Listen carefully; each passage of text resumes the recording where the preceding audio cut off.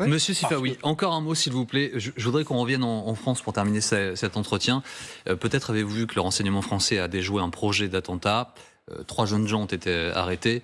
Ils auraient visé notamment la mairie de Poitiers en référence à Charles Martel et pour venger les morts de cette guerre, ce combat, de cette bataille du 8e siècle. Sur laquelle ils ne savent absolument rien, parce que même les historiens sont extrêmement... Oui. Mais alors justement, ma question est très simple, c'est quand vous avez vu ça, là vous en souriez, est-ce qu'on doit en sourire ou est-ce qu'on doit s'en alarmer? Non, l'islam politique continue de représenter une menace qui ne doit pas justement faire sourire, même s'il faut prendre la distance et continuer à mobiliser ses énergies pour y faire face. Le plus important, c'est que la menace djihadiste est encore là.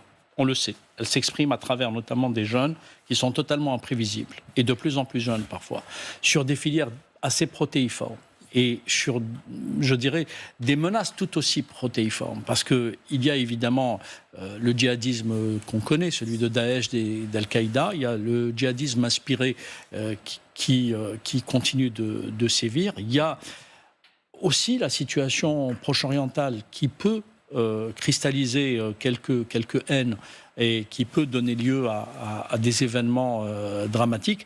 Donc les services français, on le sait, sont assez mobilisés sur ces sujets. Et c'est la raison pour laquelle ils continuent à bas bruit de démanteler ou de déjouer un certain nombre d'opérations ou de projets. Merci beaucoup Mohamed Sifaoui d'avoir été avec nous. Hamas plongé au cœur du groupe terroriste, c'est votre dernier livre en date, c'est aux éditions du Rocher.